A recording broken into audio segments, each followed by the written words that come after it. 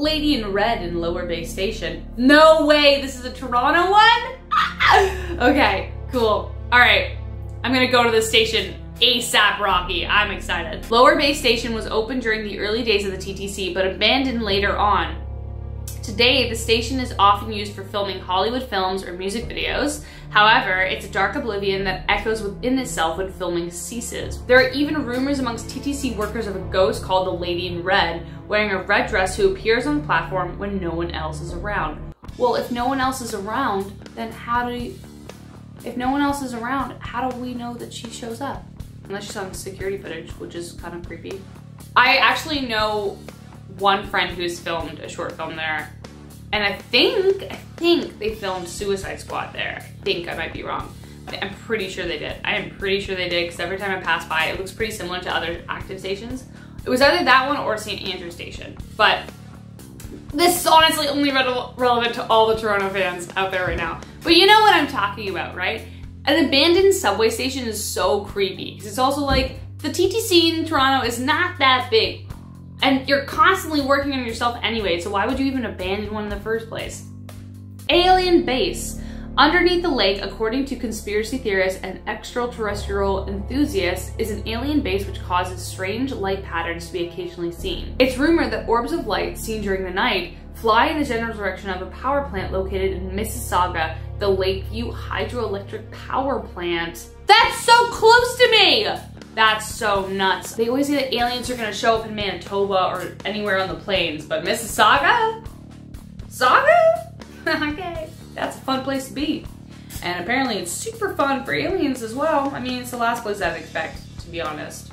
Where's the first place I'd expect? I don't know, it is Mississauga. Headless ghosts and Titanic passengers roam old Montreal. What? How did those ghosts get all the way over here? That doesn't make any sense, but I'm gonna read it, so let's do this. The city's oldest road, St. Paul Street, supposedly becomes a walkway for the paranormal at night. Visitors often report seeing ghostly horse-drawn carriages or an apparition of Mary Joseph Angelique wearing the same white robe she had on when she was terminated. That is.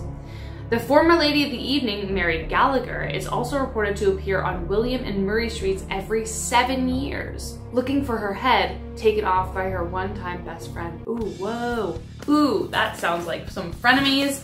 I wouldn't be surprised if you've ever been to Montreal or just Quebec in general. It's literally just a mini European vacation. It's so beautiful.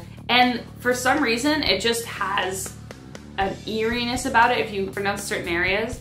Especially in the old district, it's just super creepy. Cave monster. In 1979, a 51-year-old man named Ernest went looking for his missing kitten on Parliament Street and had such an experience. The monster was described as having gray fur and weighing approximately 30 pounds. How did he know that? This story has prompted the City of Toronto to inspect the tunnel over safety concerns that might try to enter. No, thank you. No, thank you. When I first moved to Toronto, I was so terrified of the TTC. I don't know why, I just was.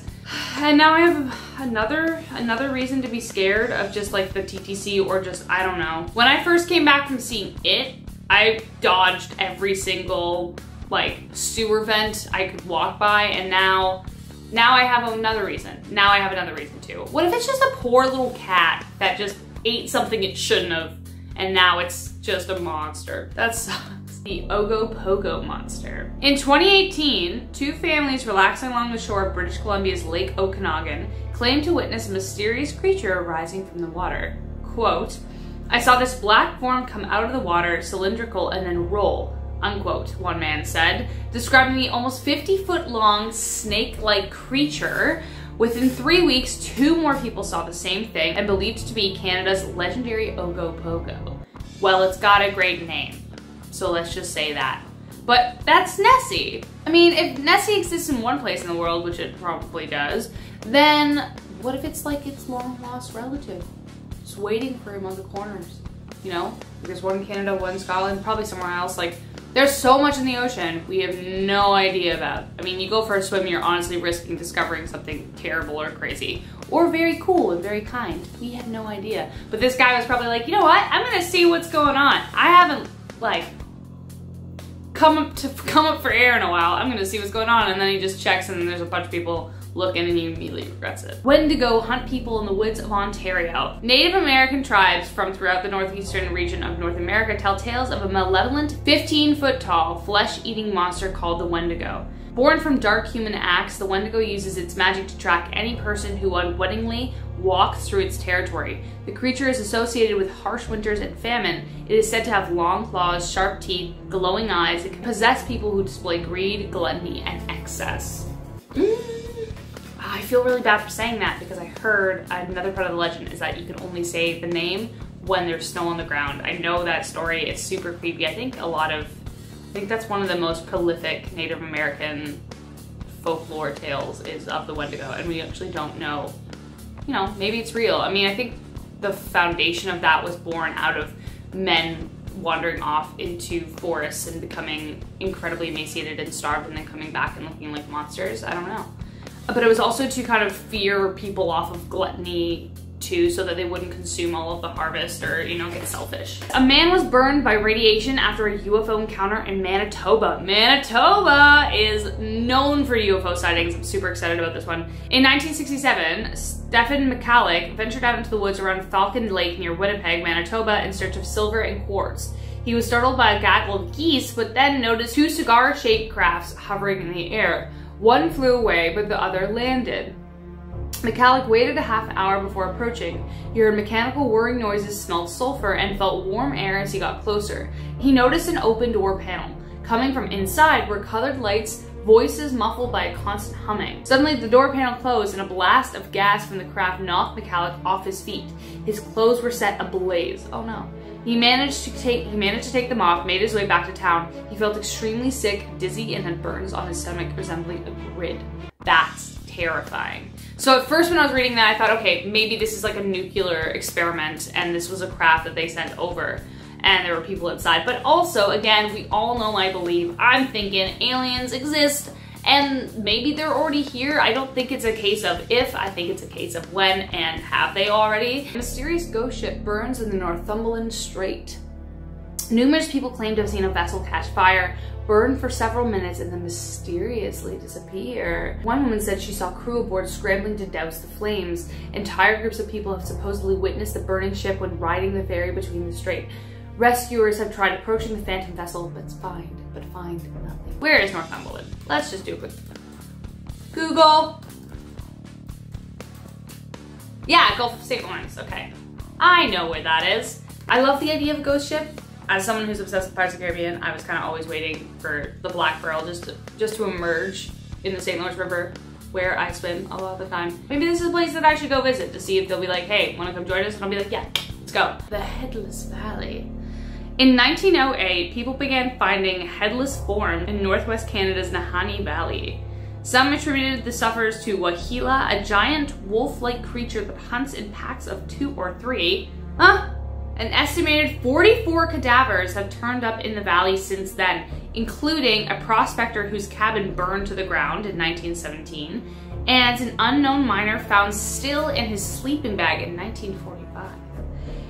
Okay, the area appropriately became known as the Headless Valley. Yay!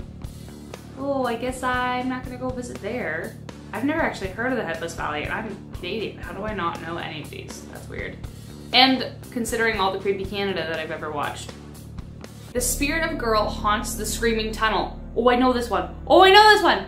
According to urban legend, if a person stands in the middle of the so-called Screaming Tunnel, lights a match, a strong wind will blow at the flames and visitors can hear a woman's screams.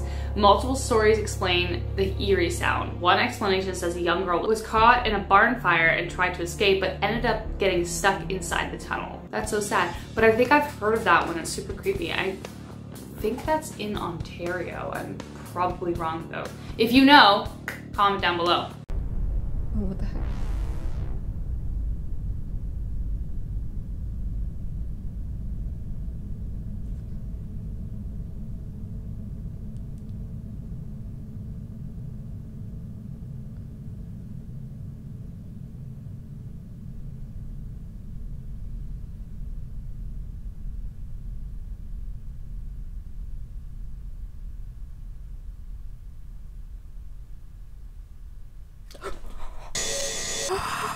my body. That's not okay. You can't just thrust that on me. That was horrific. I was expecting something at the other door. I thought there were glowing eyes, but I was clearly just seeing things. Oh my god, I hate the way it was crouching in his face.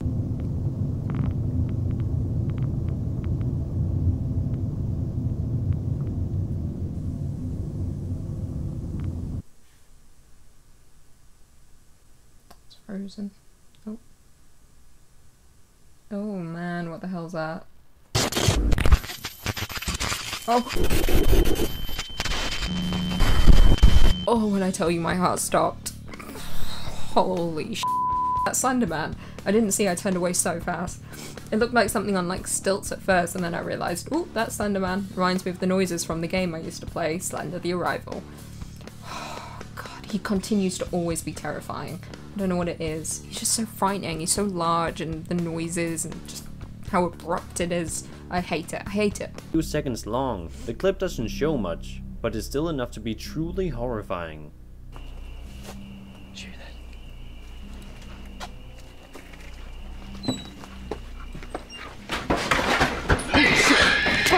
Let's get up. Come on.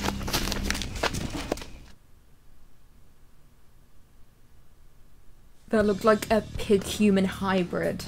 That was 100% the noises of a pig, and it almost looked, I mean, it moved so fast, I thought it was like a human on all fours, and then it made noises like a pig. It could have easily just been a pig that was slightly deformed, maybe? It was weird shaped, though. That was not just a pig, that was something else. That was, I mean, it was a creepypasta is what it's saying.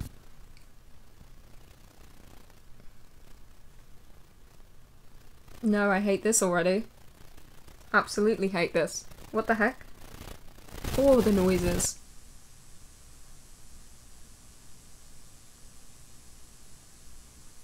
Oh, is that Slenderman again? Oh, holy shit, he's everywhere. Oh, I hate that more than you know. I just hate it. I just hate how foreboding he is. And he's just, like, just quiet and lurking. And he's just like, you know when you see him that you're dead. Like, that's it. Game over. R.I.P. God, it just hurts my heart to see him. Like, my heart stops. My body seizes. Terrifying. I caught something, I don't know what it was, on camera last night in my forest. In your forest? You own the forest? Of my house. So I heard some noises out here. Just maybe 5-10 minutes ago. Thought I should grab the camera again just in case it's a trespasser. I couldn't tell what it was last night. I booked it. I was scared. I mean, I can hear something down there. Hello? Hello? Oh my god, what the heck? Oh my god! It was like the pig hybrid from the beginning, except that was pale like the rake. I think that was more like the rake. Holy sh**. Oh damn, I mean it triggered me the most when he was like, I saw something in my forest. It's like, dude, can you own a forest? I thought all forests were like public land. Like, you know, you own a forest?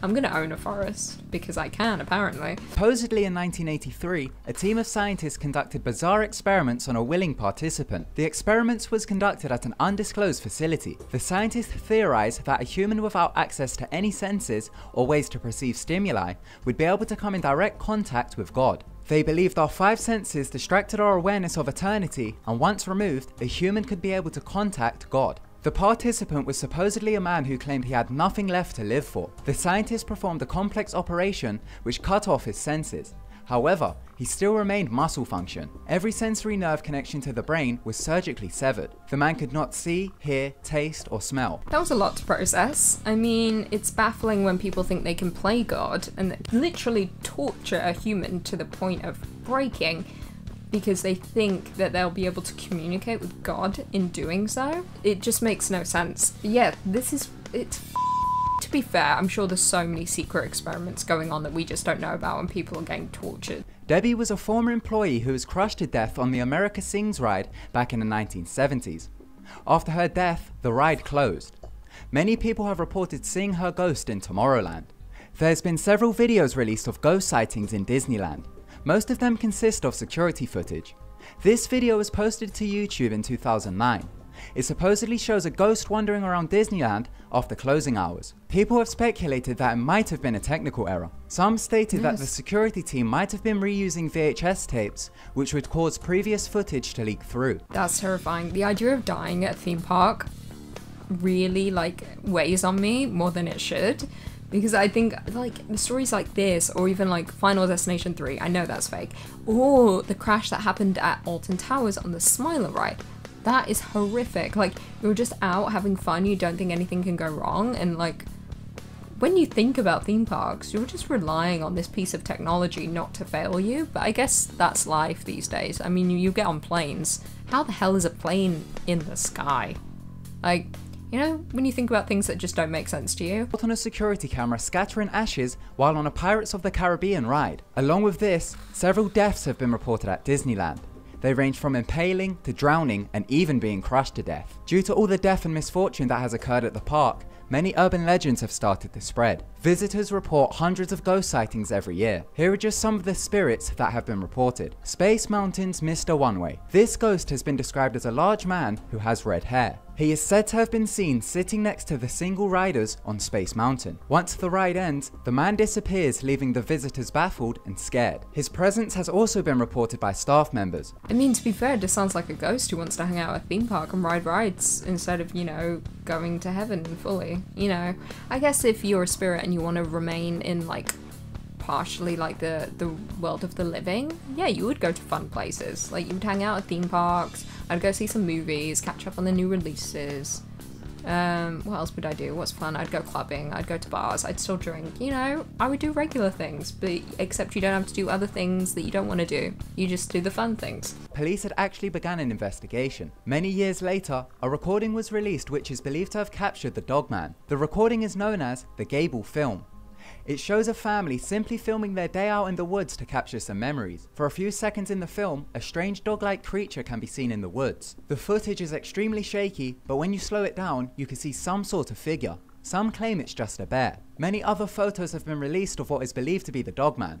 There have been hundreds of reports, even up till this day, of people claiming that the Dogman is hiding in Michigan's woods. I mean, it's weird. It moved in a strange way. I was trying to try and figure out what end was what, if what made sense. I thought it maybe was a deer, but no, it definitely wasn't a deer. It didn't look like a bear, it didn't look like a dog, it didn't look like a dog man though. It just looked like a weird form, moving in weird ways. I don't know, it looked more like a deer or a moose to me. Not a moose, moose would have been way bigger, but some kind of deer. But I could be wrong, that was weird. It's too far away. You can't say that's a dog man, like a weird shape. Oh, gotta be a dog man.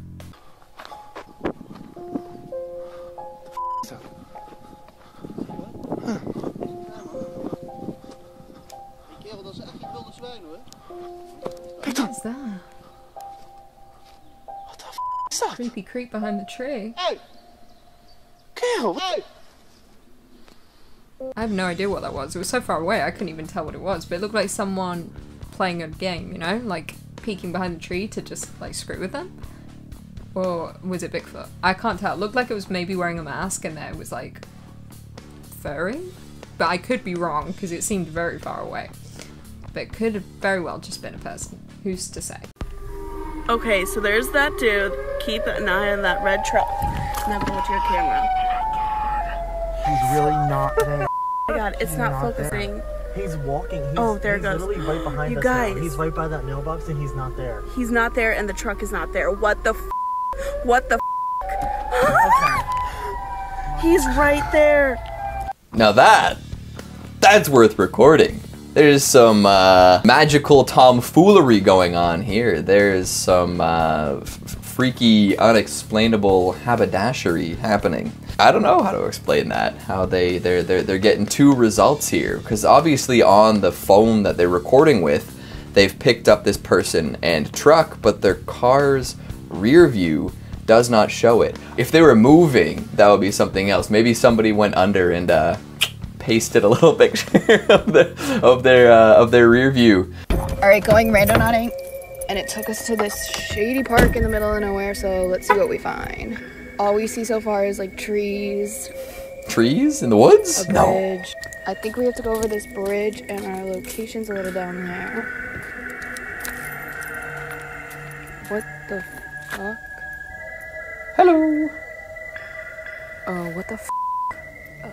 Should we keep going? What the f? Oh my god, is she following us?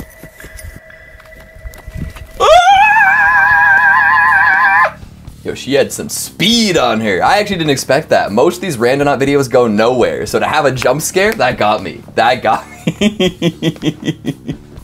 Damn, she's running like a linebacker. She had her shoulders down and everything. She was ready to follow through on that. Holy smokes. That, whew. Whew. Yep.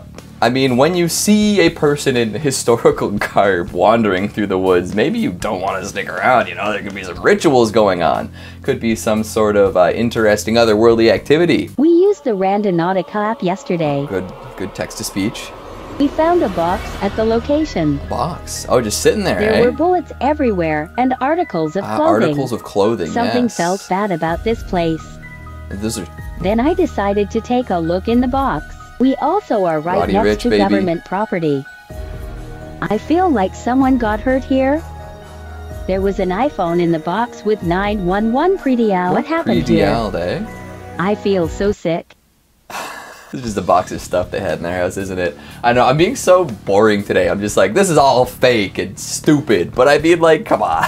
We're next to government property. The government left this box out here. This ratty cardboard box with vans in it. Boom. I feel bad about this, guys. I'm feeling sick. I'm so sick. Oh, God. Oh, this box. Oh, no, guys. Oh, no. No, I feel terrible. I was randonauting and now I'm gonna die. You know what's in this box? Shoes. Oh no. Oh, I'm sick to my stomach. So about a year ago, I decided to try out this app called Randonautica. The app sent me to this random location in the middle of the woods and I quickly found out this was more than just a game. When searching around the location, I heard what sounded like a little kid say help me. Holy shit. I left as fast as I could because I knew for a fact I was alone in those woods, or so I thought. I went back to this location a few times afterwards and had similar experiences. I also found some really weird things there. Following all this, I started to notice some things happening around my house. This got worse very quickly and I came to the conclusion that whatever was at that location followed me. Nice. Nice. See, I like this. I like the commitment. This I could get behind. This is like a true, like, found footage, Marble Hornets Slenderman experience. They got the child voice. We got the Furby in the woods. We have the crashed car. We have an entity that follows someone home. This is commitment to the craft. I'm interested in this. Who is this? Matt Hall 36. Matt, good on ya. Update on this dried up thing that I found while randonauting. Anyways, I was looking through the footage to see if I missed anything when I saw this. What the hell even is that? It looks like some kind of sea creature of some kind.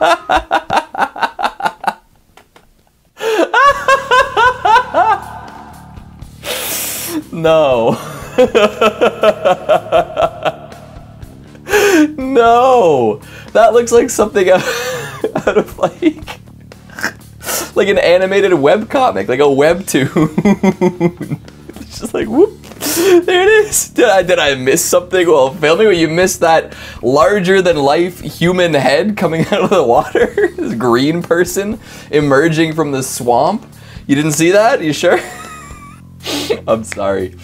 I'm sorry. I should be scared, right? I should be terrified right now. That it reminds me a bit of like a kappa, you know, like the Japanese like weird like turtle fish beak monster with the thing on its head. That's what it reminded me of. Oh my god. Baby Nugget Witch. Why were you screaming before? Oh my god! Yeah, I'm not, no, new map. Oh, I was gonna go back, but somebody's looking, no! So, we just heard a scream. I'm just gonna... Why do they keep randonauting? That's what I want to know. I want to know all about why they continue to randonaut if they keep putting themselves in situations like that. If you hear a scream in an abandoned barn and you don't have a weapon, you're not some sort of emergency responder, what are you doing? Why are you filming it? Why aren't you calling the cops? Why aren't you calling anybody else? I need answers here. The fact that we started on screaming and went almost downhill from there, I'm wondering what this person gains, what they gain from randonauting. Guys, we just found the craziest thing right now. We are at the gates of hell. I cannot believe what So we came up through there and there's a dead chicken in a bag with feathers everywhere. The gates of hell are down there, and apparently people come here to worship the devil and do sacrifices. I have actually come across people while I've been here. We're gonna come back here at night, so if you wanna see that, like this video, and yeah, this is like really effed up. I'm really upset. I feel like I'm gonna get out of here. Yeah, we should probably go. Yeah, you look real upset, Chris Starr. You look real upset after here. The Gates of Hell in Turkmenistan is a 300 or 230 foot hole that's been on fire for 40 years. That's a gate to hell, I think. But these train tracks in the middle of nowhere with a dead chicken bag on them. Should I be worried about the next train I take? Are we accidentally gonna take the train and it's gonna go past and it's gonna whoosh, we're gonna have in hell? Train to hell?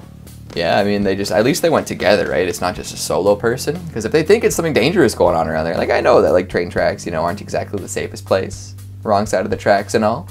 But yeah, I'm not so sure this is a great cause for concern.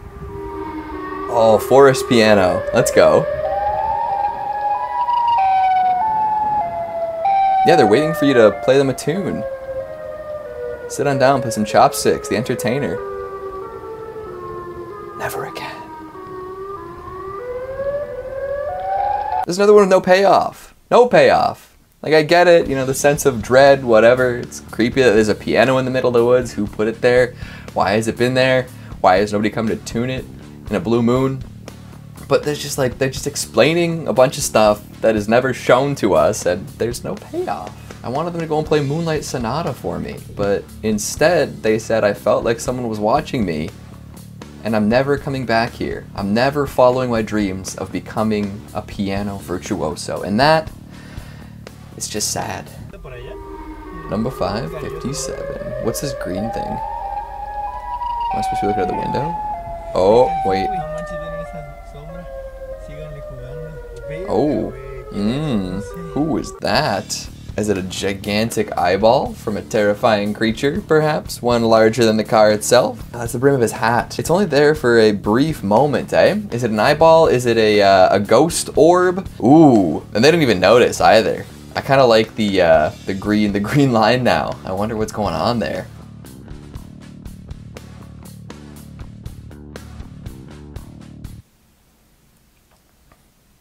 Indoors. Oh my god, Tyler! Tyler! Tyler! I'm recording you. She's hexing me. I don't know, man. There's just seems like a homeless person that they probably yelled at, and therefore the homeless person got mad at them. When you put randonauting in the wrong hands, you just get people causing property damage and taunting people on the street. Not a huge fan. You guys could just drive away. You don't have to videotape this person. The Dark Reflection Ritual. Find an old mirror, one you don't mind shattering. I mind shattering all of them, actually. And take a long, hard look at your own reflection. Rough.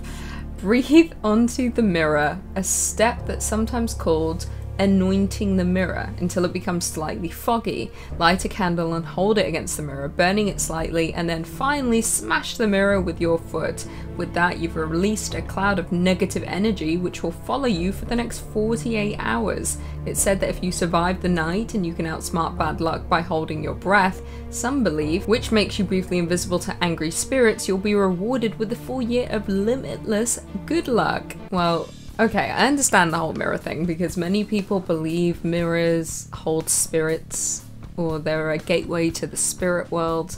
Who came up with that? I don't really know. But there's a thing about mirrors, which is why if you smash one, it's bad luck. Something to do with spirits, something to do with spirit world, dead people. I don't know. Maybe I'm making all this up, but there's a reason you've got to look in a mirror to summon demons such as Bloody Mary and Candyman. I'm like okay just having relatively, you know, unpredictable luck. I'm fine. I don't need limitless luck. Cat scratch. Scary game. You lie on your back on the floor with your hand resting on a friend's lap, then your friend recites one of the 2 stories involving a cat, all while gently rubbing your temples. They're long stories and include creepy lines like, "There once was an old lady who owned a cat. The cat was very nice. It meowed and purred. One day the cat got hit by a car and died."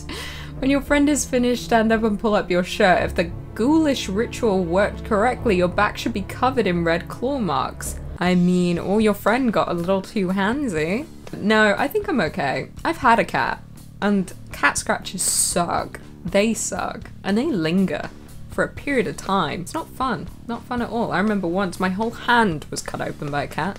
I had to wrap it up in a bandage. Not just a band-aid, a bandage.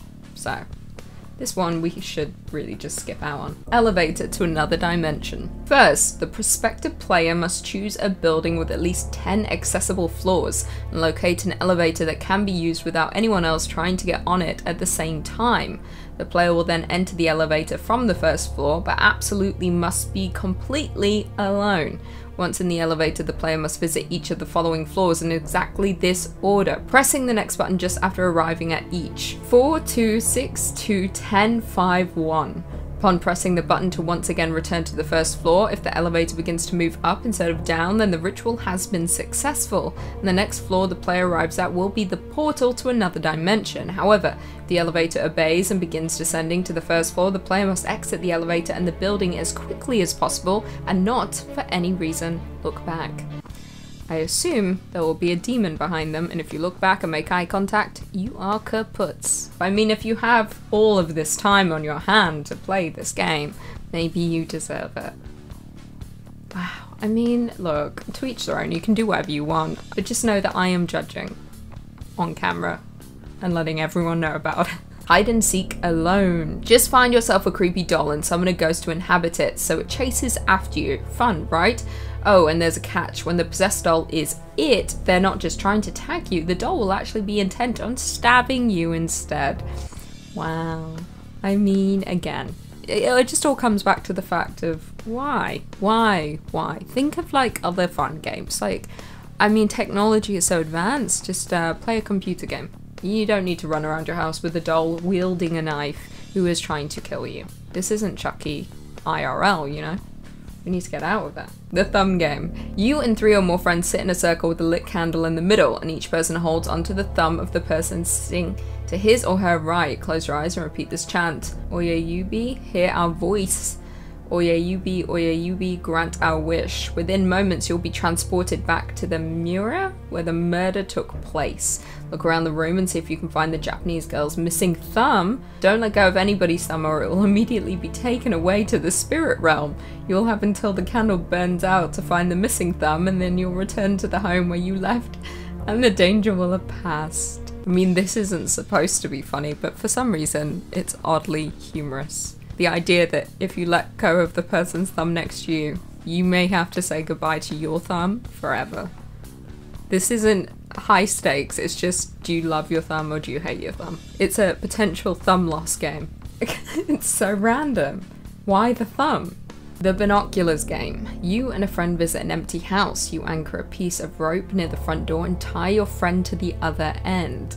Then write a message on a piece of paper. We welcome you. You shall not be harmed, or something, and slip it under the door. Both of you wait till 10:30 p.m, at which time you will split off from your friend and explore the dark house, repeating the phrase, "Come, come, come with me, we'll have lots of fun. Come with me." Then return to your friend and put your ear to the door. Do you hear a faint knocking? Good or rather bad? It means he is on his way. Run upstairs with your binoculars and look out the nearest window. Do you see a shadowy figure in the distance moving in a menacing manner towards the house? That means your ritual worked. Now it's time to panic and try to remember if you locked all the doors. Shout from the window, "Forgive, for I am mistaken." Close your eyes and open them again quickly. If the figure is no longer there, you're saved. If he's still coming, well, it's been nice knowing you. I mean, why? With stakes so high, you know, death. So why? Like, first of all, I'm in bed by 10:30 p.m. I've put on an episode of something. Let's be honest. I'm falling asleep. I don't have time to stay up and do a ritual with my friend where we will most likely die. Light as a feather, stiff as a board. Have one of your friends lie on the floor while 4 or 5 people kneel around him or her, with each of you placing just 2 fingers from each hand under their body. The group chants, light as a feather, stiff as a board, and then attempts to lift that person into the air. It won't work the first time, but by your second attempt you'll discover, much to everyone's shock and awe, that they easily drift upwards, almost like you're nudging up a balloon. I've played this game. I played it when I was younger, ever since I saw the movie The Craft, when they were like, light as a feather, stiff as a board, light as a feather, stiff as a board. And it was amazing, and I was like, I just want to be like all of them. Until the end of the movie, and then you realise they all suck. But I always wanted to do that. I tried it. I mean, when I was younger, I didn't have enough friends to do it, so I would just like do it with my... I don't know who I did it with.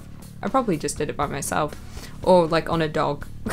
See and kill. In this version of hide and seek, the person who's it is playing the role of a Michael Myers-esque serial killer on the rampage for more victims. So when you're hiding, you're not just trying to win the game, you're also trying to survive.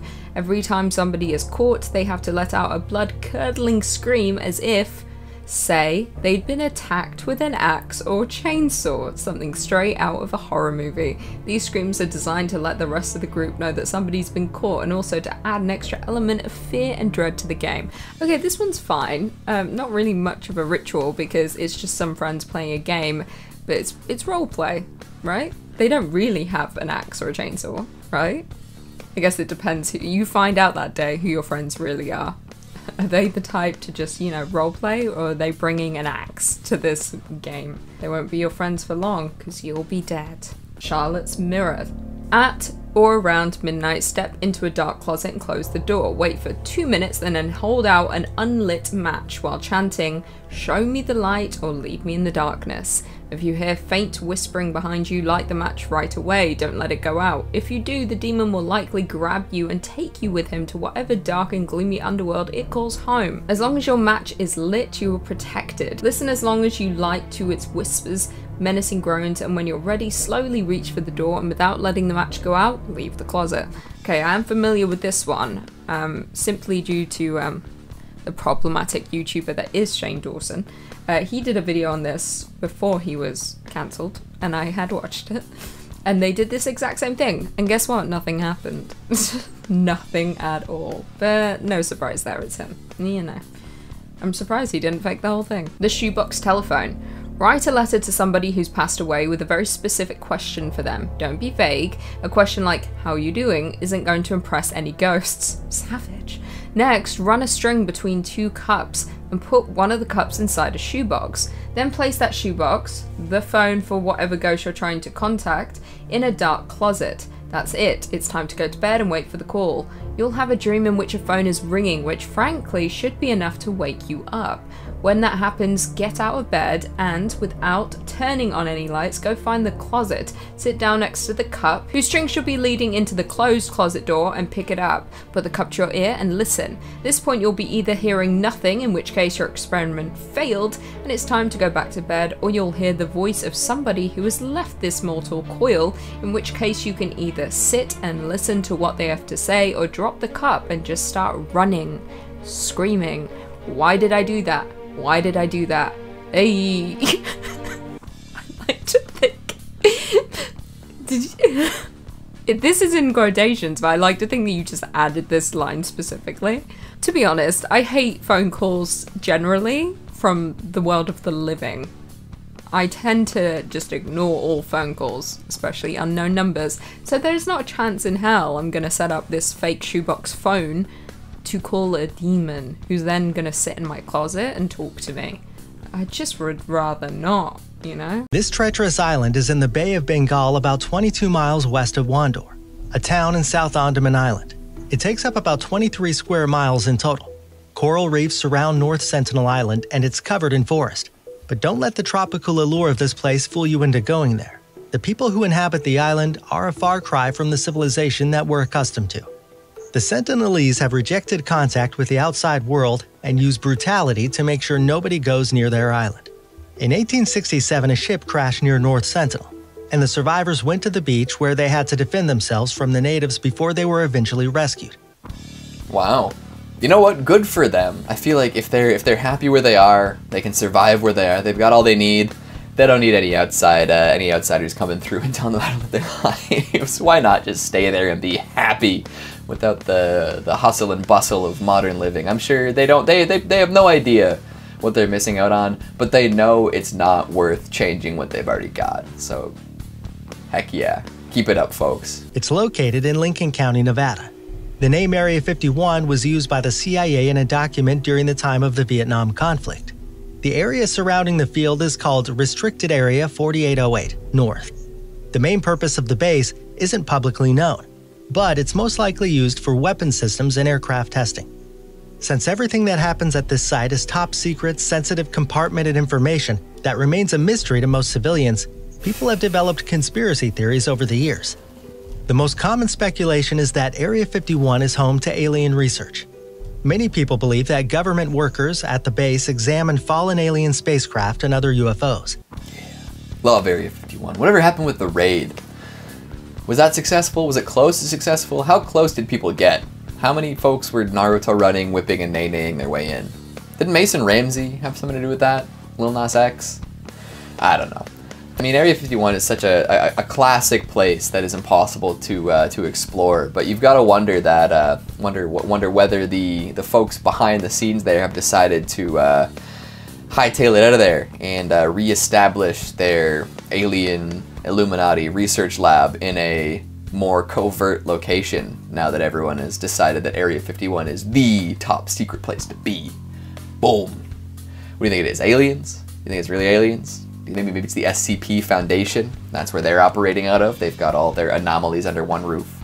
Could have some really cool technology. Could have some really futuristic stuff. But I'm sure if you got anywhere near, one of the guards would shoot you with a gun. Yungas Road is located in Bolivia, linking the city of La Paz to the greater Yungas region. Oh, Yungas. Del camino de mulas al camino de automóviles. Chillingly nicknamed the Road of Death, Yungas Road was famous for its complete lack of safety precautions. The road itself is very thin, which doesn't allow for many mistakes. There are no guardrails, the slopes are steep, and the area is regularly hit by heavy rain and fog cover, making travel an extremely dangerous expedition. Yeah, that gives me feelings that I don't like. I have enough trouble driving on roads with guardrails over big hills, big cliffs, big valleys, big mountains. But this, with the erosion that could happen at any given time, with the rainfall, it's called Death Road. I'd say stay away unless totally necessary. I think I'd feel more safe on a mule than I would on a car on that road. You can probably guess what occupies Snake Island. Ilha da Queimada Grande is a small 106-acre island located off the southeastern corner of Brazil. Birds on Snake It's Island. inhabited by untold number of snakes, who became trapped on the island once rising sea levels cut it off from the mainland. It remains the only place on Earth to host the endangered golden lancehead, a highly venomous pit viper that devours birds. And when showers roll in, birds dive under the canopy of the forest, looking for shelter. It's estimated that up to 4,000 golden lanceheads reside on the island. Snake Island cannot be visited by citizens, both to protect the endangered snakes from prying eyes and the humans from becoming snake victims. Yep. Yeah, I'd say that second one's pretty important considering how dumb people are. I like that Snake Island is an island full of snakes, you know, kind of like how Monster Island is an island full of monsters. Although it is a misnomer, Monster Island is a peninsula. This seems to be an island though, which is nice. I'm glad they got it right. Full of those golden lancehead snakes. I mean, that's pretty sick to have just a big old group of pit vipers hanging out, one island, all to themselves. This is like an equally hard to visit island as that one we were discussing earlier, the tropical one with the people who did not want outsiders coming in. The snakes are just like that. I feel like the snakes are living their best lives, eating birds, hanging out, being venomous, and any people that show up are just ruining the vibe. The end. The suitably named Chillingham Castle is certainly chilling all right. Is it haunted? I've heard that it's haunted. I mean, the whole castle is wonderfully haunted, and we're very happy with... Wonderfully haunted? They're happy with Is that what he us. said? So you're not at all bothered by the ghosts, No, we're not. supposed ghosts that are here? They're not supposed, they're all for real. Located in northern Northumberland, this medieval castle dates back to the 12th century, when it served as a monastery. It was even visited by King Edward I of England in the late 13th century, when he was traveling to fight William Wallace. It's said to be the most haunted castle in all of Britain. Cool. I like haunts. And this guy doesn't seem too bothered at all. He's just hanging out. He's like, yeah, no, the ghosts are real, and they're my friends. I mean, he is the authority, right? Although this lady in the leather trench coat, like, she is dressed for the occasion. She understood the assignment. Showed up to the haunted castle, absolutely decked out. Like, just saying that there's ghosts here is one thing, but giving me an account of the ghosts. I want to know a specific ghost that lives here, how they died, why they stuck around, what noises they make. Do they bump in the night? In the Pacific Ocean about 12 miles southeast of Lord Howe Island. It's the remnants of a shield volcano, and it's 1,844 feet high, 3,600 feet long, and 980 feet across. Ball's Pyramid is the world's largest volcanic stack. Lieutenant Henry Lydberg Ball reportedly discovered it in 1788. However, it wasn't until 1965 that somebody climbed to the top of Ball's Pyramid successfully. In 1982, a law was put in place that prevented people from scaling the jagged formation. 8 years later, they began allowing some people to ascend the pyramid under precise conditions. Isn't this also, like, this is a volcano, but isn't there also snakes on here? Like near the base, there's just like so many poisonous snakes. Maybe I'm mixing this up with another island with a volcano on it, but yeah, that is, again, a doozy, a double whammy of things you don't want. It's a very tall volcano, it's active, and could erupt and murder you. And then there's snakes on it. Poisonous ones, probably. That's what I remember anyway. I could be totally wrong. But again, why would you travel out to the middle of nowhere to climb this enormous volcano when you could just do literally anything else? They're a group of desolate volcanic Antarctic islands. The total area they encompass is about 144 square miles.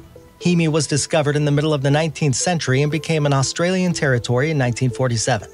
They house the last two active volcanoes in the country.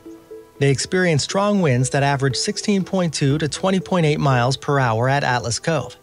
However, there are records of winds reaching upwards of 110 miles per hour. Heard Island is home to numerous telluric environments in which a variety of vegetation grows.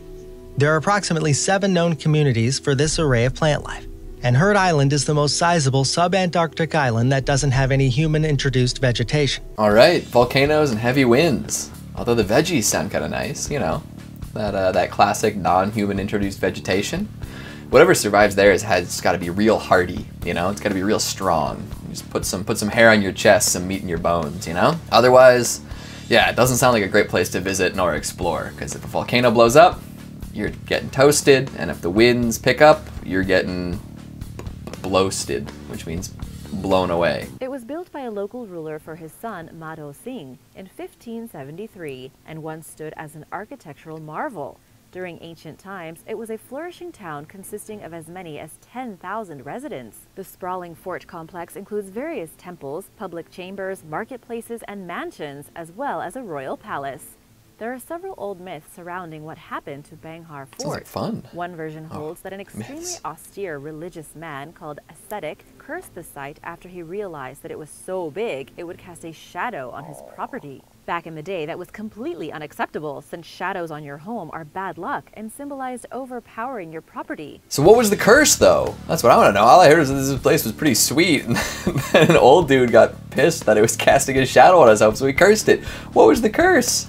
I just want to go hang out there now. I feel like the curse might even be worth it, you know? If this old man really cursed it hardcore, like it was so big, I'm sure he couldn't have cursed all of it. I just want to go hang out, you know? It looks nice. It looks real nice. I guess forts tend to be haunted with the souls of dead soldiers, but otherwise, I think it sounds like a good time overall. It was a temple dedicated to Pluto, the Roman god of death, not the small and ruler planet of the underworld. Ancient writings describe this place as a portal to the underworld filled with lethal vapors. People once gathered at the temple and watched as bulls were led into a cave to their deaths, a sacrifice to the hungry god. The creatures' pained screams could be heard until they fell to the floor with a thud and thereafter went silent, allegedly proving that Pluto's breath had killed them. The Greek geographer Strabo wrote, "This space is full of a vapor so misty and dense that one can scarcely see the ground. Any animal that passes inside meets instant death." Until relatively recently, experts didn't know how animals died at Pluto's gate. Wow. That sounds like walking into a vape store. Ba-doom-ts. Deadly vapors. just sending a bunch of animals to their death as an event. Sounds like fun. All right, all of you, useful creatures, into the cave of death you go, and then we'll cheer because Pluto breathed his vape breath on you and you all died. Good night. I wonder what the real reason is. I'm sure it's something to do with like a lack of oxygen or maybe some sort of poisonous deposit. Who knows? In a small town outside Prague, there is a church adorned with the skeletons of at least 40,000 people. Assembled in the 1800s, each bone was stacked by a single woodcarver. The bones are of people who wanted to be buried on holy land, and this peaceful chapel is their final resting place. The Sedlec ossuary is located below the Cemetery of All Saints in Sedlec, Czech Republic, and it contains the skeletons of up to 70,000 people. The bones are artistically arranged to form various attractions and furnishings, including a chandelier composed of every bone in the human body. So they wanted to be buried on holy land. I'm not so sure this is what they signed up for. It's sick, don't get me wrong, it's freaking wicked. But you're like, yes, I'd like to be buried on holy land. And then you're like, you get your skeleton disassembled and reassembled into chandeliers and ornaments. That's awesome. There's a lot of bones in there. By a single woodcarver too. This dude had vision. Or dudette. This person had vision. This woodcarver had vision. They were ready to rock with all of these bones. That's neat. I actually do want to explore there. That would be an experience and a half.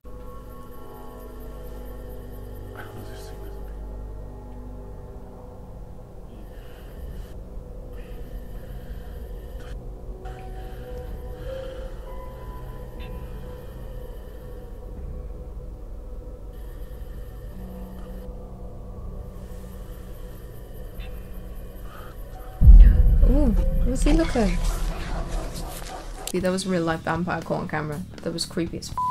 To be honest, I was expecting a jump scare. I thought he was gonna just like be in front of the camera like that. I'm glad he's not. He just looked down. He was like, fair enough. No harm done. 8 hours of the night that seems to show something genuinely unsettling happening right in front of his house. And as you can see here, a stranger walks up and just ponders in front of his house. The stranger proceeds to stare at the uploader's house like this for a full minute before eventually deciding to turn around and leave the scene. But why was he going to this man's house that he doesn't know and staring at it without doing anything? Although he didn't try to break into the man's house or do any genuine damage. This stuff is what terrifies me because this is real. Like, this could happen to anyone. Just like an intruder coming in and just like scoping out the place. It looked like he was wearing like a balaclava at first. I can't really tell. Lots of shadows, black and white footage. Hard to tell. But that's freaky as f. Imagine looking out your window and there's just a guy staring, like looking at you, waiting. I want my own home eventually, like a house that I live in with a backyard. But I am so scared one day someone's just gonna rock up and just stare or come in with a knife. I don't want that. No, thank you.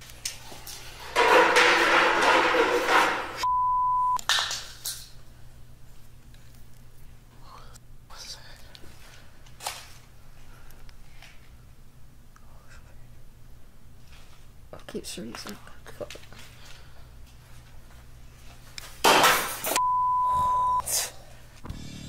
Oh, I just hate loud noises in a quiet environment, you know? When people are trying to be quiet and then you just hear rattling. Like that scene in Matilda when Miss Trunchbull's after her in her home and she's running down the stairs and there's like loads of junk on the stairs and then Miss Honey knocks it all down, you know? That scene? That I did not explain very well at all. But this is clearly like a ghost who's pissed that they're in their home, you know? Both his wife and kids are panicked about the sound, so he takes it upon himself to go downstairs and investigate. Like, I don't even want to go down there. Holy sh**. Oh god. Turn the light on. I hate basements. My laundry machine just stopped. just me in the basement. Holy.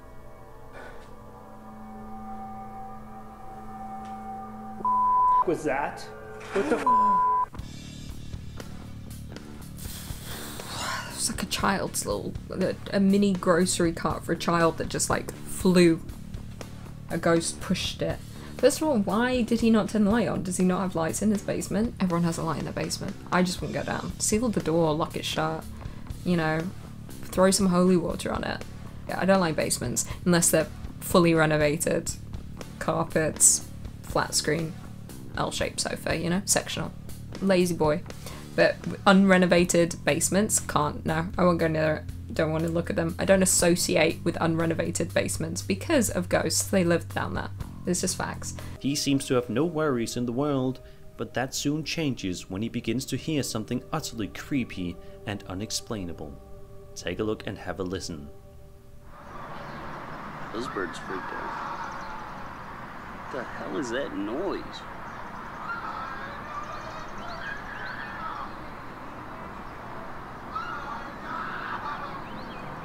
I'm going over there.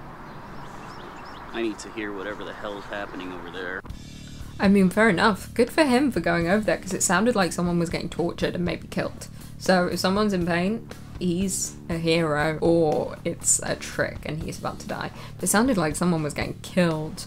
So good for him. I, on the other hand, would have gone the other way, because I'm scared of everything, but I will happily call 911.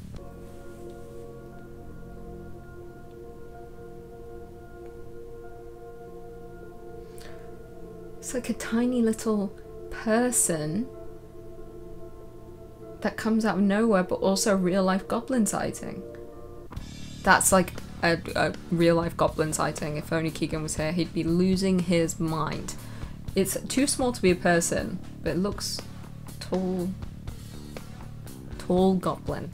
A real life tall goblin sighting. That's what I'm gonna go with here. It seems to just like appear out of nowhere, but also looks like a statue. Was it moving? I don't know. Too many questions.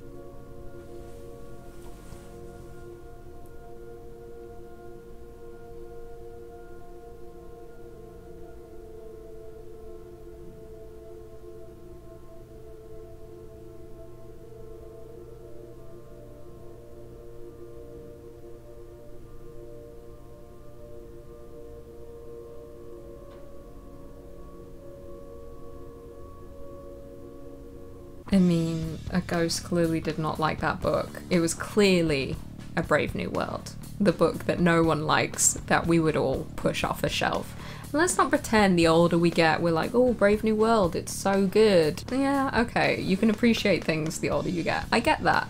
I mean, it was probably The Great Gatsby. Brave New World though, no, I'd push it off the shelf. This was creepy, a ghost pushing books off a shelf. There's a presence here, could you make yourself known?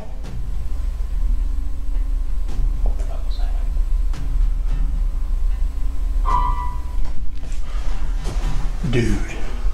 How freaky is that? So he asks if, you know, if there is a presence there to make itself known. There's a slight pause and then a single piano note. And these two guys, we're both in this room at the moment, are the only two people inside the church. Okay, yeah, that's creepy. But can we just comment on the guy, the narrator, trying to be relatable? I hate when people are trying to be relatable and he's like, you know, like, did you hear, like, you know, there's a noise, you know, like, can we...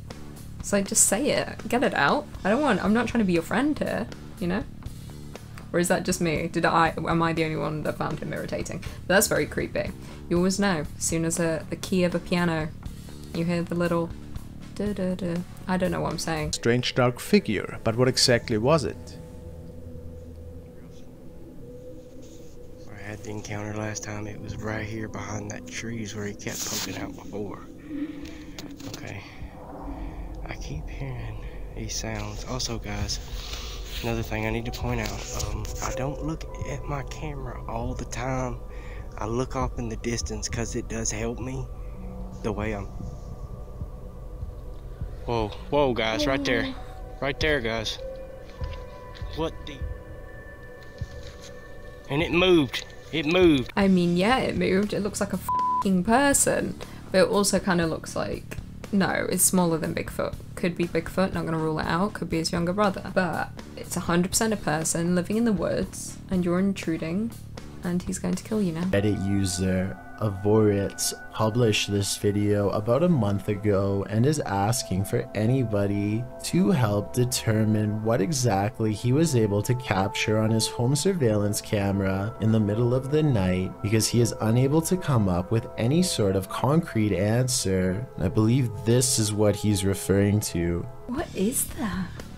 Looks like a floating caterpillar, bit white, just like floating. I don't know what that is. It's like a series of orbs flying together but connected by a string. So many possibilities. I don't know.